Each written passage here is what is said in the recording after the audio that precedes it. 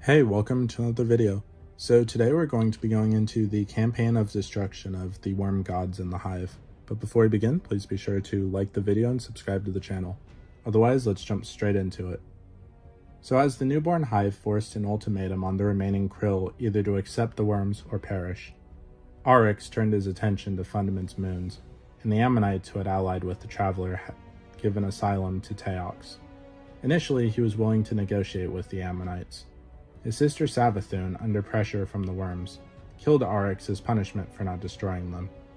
Rather than dying, Arix's soul instead passed into the Ascendant realm, where it resided until he returned to the mortal realm. Rebuked, Arix purged what sympathy and goodwill he had left, becoming a merciless tyrant. They overwhelmed the Ammonites, slew the Leviathan, and forced Teox and the Traveler to flee. He and his sisters warred with and killed one another on a regular basis afterwards, as part of their worship of the sword logic and their attempt to become the sharpest blades in the universe, each returning to their throne worlds whenever defeated. Their war of revenge against Teox had transformed into a campaign of mass genocide, when they slew the Krigu and other interstellar civilizations to feed their worms. The gods of the Hive also established their throne worlds within the Ascendant realm, with Arix naming his the High War. Savathun was inspired by this, and named her own throne world the High Coven. During the Hive War with the Acume, Arix came to realize that the worm gods had deceived him and his sisters.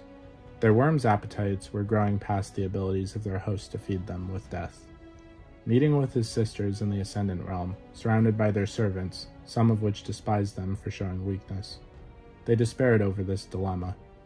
When his sisters offered their power to help Arix find a way to save them, Arix killed them and used that power to confront his patron worm god, Akka, the Worm of Secrets. He killed Akka so that he might steal its ability to call upon the deep, and created the Tablets of Ruin, which gave him the power to take. His transformation complete, Arix was now Oryx, the Taken King. During the subsequent war with the Acume, Oryx revived Xivo Arath in an act of war, and revived Savathun in an act of cunning. He then decreed the Tith system. Each hive would kill their enemies, take some power to feed their worm, and tith the rest to their superior. Thralls would tith power to acolytes. Acolytes would tith power to knights or wizards. The knights and wizards would tith power to the Ascendant Hive, who commanded legions of warriors and earned the right to enter the Hive gods' respective throne worlds.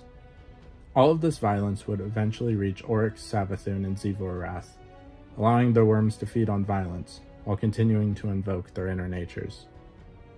Fearing that he was becoming a nihilist, Oryx eventually decided to sire his own spawn. The result of this was Crota, the son of Oryx, and the Death Singer twins Uranak and Urhalak. One day, the Death Singers were refining their death songs and came up with the idea of the Oversoul. Intrigued, Oryx commanded Crota to watch his sisters, so that he might learn something. But Oryx was off studying the deep. Crota was deceived by Savathun into using his cleaver to cut a portal into the High War, allowing the Vex to enter. For 100 years, the children of Oryx waged war with the Vex, who quickly deduced that worshipping the sword logic in the deep was key to attaining power in the High War. However, while the Hive were able to overpower the Vex, they were unable to expel them, as they lost too much power whenever they entered the Vex conflicts. The situation became so severe that the worm god Ir himself demanded that Oryx return and end the war. Quickly returning to the High War, Oryx used his powers to take the Vex and cleanse his throne world. Angered at his son's imperfection, Oryx threw Crota into the Vex Gate network, decreeing that he return victorious or die forgotten. At first, Crota resented his father for his apparent abandonment, but after time he came to understand his father, and built temples to Oryx and the Deep, eventually becoming a vital link in Oryx's Tith of Death, and achieving godhood himself. However, Oryx recognized that the threat of the Vex invading his throne world could not happen again, so he moved the High War into a mighty dreadnought, scrimshawed from the remains of Akka. During the Hive's campaign against the Harmony and the Vex, Kira, Blade Transform, presented Oryx with a simulation of his former self, Arash. Oryx looked upon the simulation with amusement. While Arash looked upon Oryx in horror, demanding to know what he had done to his sisters and her people. In the end, Oryx took Kira and presented the Vex to Savathun as a gift. When she asked him what proof they had that their actions were right, Oryx simply replied that the Hive's existence was proof enough in their convictions to live eternal by the sword logic. Following the war with Harmony, Savathun decided that her fleets would enter the black hole that the Harmony lived around, claiming they would become stronger for it, while Xivu Arath detached her fleets from Oryx's, as she felt too constrained. Meanwhile, Oryx continued his crusade alone, while ruminating on the future. At some point before the dawn of humanity on Earth, the Hive had secretly seated themselves deep below the depths of Luna. It is there that they could completely terraform the entire interior of the moon from the bottom up into an impregnable fortress called the Hellmouth. Traces of their presence were first uncovered by human scientists sometime during the Golden Age, when they uncovered an artifact that established contact with the Witness. The Hive would emerge during the collapse, whereupon they slaughtered the inhabitants of the first light lunar installation and the K1 project site.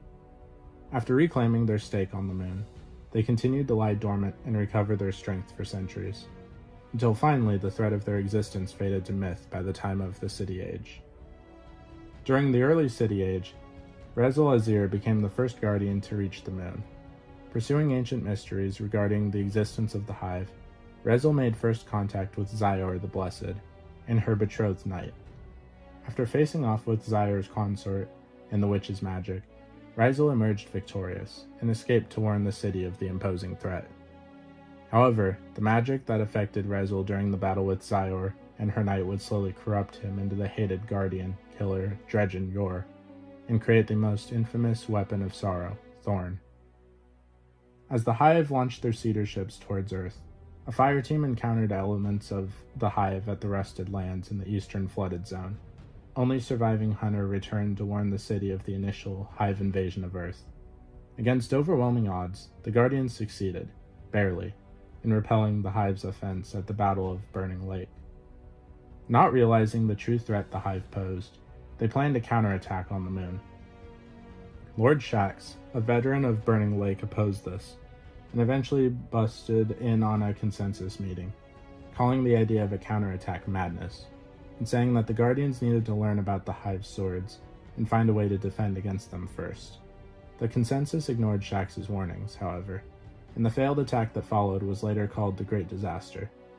The sword logic proved to be too much for the Guardians, as countless heroes fell before Crota's blades, rendering the entire battle a mere slaughter.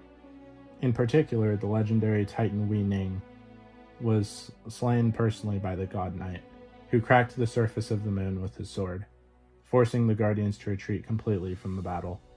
The Vanguard and Consensus then declared the moon off limits, and allowed only the most elite Guardians to enter. As revenge for the slain, the warlock Ariana III led 5 other Guardians in there in an attempt to kill Crota, only for the team to have their light suppressed in the depths of the Hellmouth, leaving the Hive to pick them off one by one. Only one of the Guardians, Eris Morn, survived, trapped in the Hellmouth for years, only having recently escaped as a lightless Guardian, forever changed, scarred and seeking vengeance upon Crota and the Hive. Years later, the discovery of the hidden swarm stirring beneath the Skywatch at Old Russia was made by newly risen Guardian investigating the House of Devils. Pursuing the recent resurgence of Hive activity on Earth, said Guardian was sent to investigate the whereabouts of a missing scout near the Hellmouth on the moon. What they found confirmed that the Hive within the Temple of Crota was preparing for a second invasion of Earth, this time also attacking the Traveler directly in a ritual to slowly drain its light, using one of its broken shards. Despite the Hive's efforts, the ritual was thwarted, but the threat of the Hive remained, one that would be addressed by the former Light-Bearer, Eris Morn. So what did you guys think of the campaign of destruction of the Hive? Please let me know in the comments down below. If you haven't already, please be sure to like the video, subscribe to the channel, join the Sith Citadel Discord, links in the description, and consider becoming a join member if you wish to support the channel further. If you do at any level, I will give a thank you banner at the beginning of every video and a shout out at the end. Thanks, and I'll see you in the next video.